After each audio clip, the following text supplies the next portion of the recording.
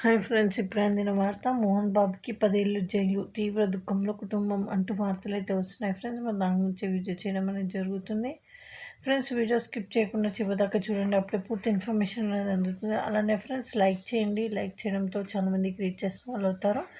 Subscribe చేసుకోండి, subscribe చేయడంతో నేను చేసే ప్రతి ఒక్క ఇన్ఫర్మేషన్ అనేది మీకు నోటిఫికేషన్ రూపంలో వస్తుంది. ఇంకా లేట్ చేయకుండా వివరాల్లోకి వెళ్ళిపోదాం. నటుడు మంచు మోహన్ బాబుపై పహాడీ షరీఫ్ పోలీసులు హత్యాయత్నం కేసు పెట్టినట్లు తెలుస్తోంది. టీవీ జర్నలిస్టుపై దాడికి సంబంధించి ఇంతకుముందు పోలీసులు భారత న్యాయ సంహిత బిఎన్ఎస్లోని 118 కింద కేసు నమోదు చేశారు. కానీ తాజాగా న్యాయ నిపుణుల నుంచి సలహాలు తీసుకున్న పోలీసులు తాజాగా 109 సెక్షన్ కింద కేసును మార్చినట్లు తెలుస్తోంది. అసలు ఏ సెక్షన్ ఏం చెబుతోంది? 118 సెక్షన్ భారత న్యాయ సంహిత 2023లోని 118 సెక్షన్ ప్రకారం ఎవరిపైనైనా దాడి చేసినా, గాయపడేలా చేసినా, ప్రమాదకర ఆయుధాలు వాడినా కేసు నమోదు చేస్తారు. దీనికి మాక్సిమం 3 ఏళ్ళు జైలు శిక్ష లేదా 20,000 రూపాయలు వరకు జరిమానా లేదా 2 పడే అవకాశం ఉంటుంది. అయితే గాయం తీవ్రంగా ఉంటే జీవిత ఖైదు కూడా విధించే అవకాశం ఉంటుంది.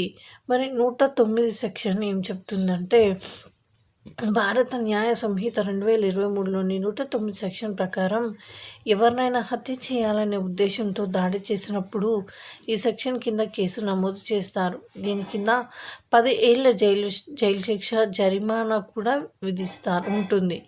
ఈ హత్యాయత్నానికి తెగబడిస్తున్న బాధితులకు గాయాలైతే శిక్ష మరింత తీవ్రంగా ఉంటుంది. అంటే జీవిత ఖైదు కూడా ఉండవచ్చు.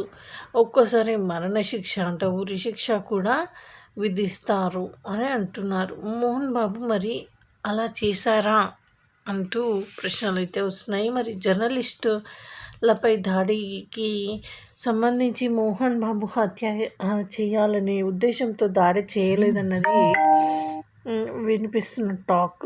ఆయన అసహనం, ఆగ్రహంతో దాడికి పాల్పడ్డారని చాలామందికి అంటున్నారు. మరి అలాంటప్పుడు పోలీసులు హత్యాయత్నంగా కేసు రాశారా అనేది చర్చగా మారింది.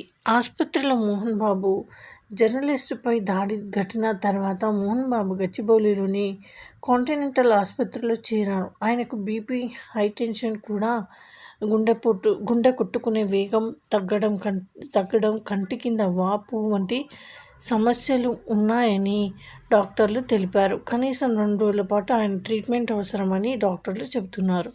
మరోవైపు ఆయన్ని వెంటనే హాస్పిటల్ తీసుకురావాలని కూడా కోరుతున్నారు. ఇది ఫ్రెండ్స్, ఈ విధంగా వార్తలు అయితే వస్తున్నాయి. మరి థ్యాంక్స్.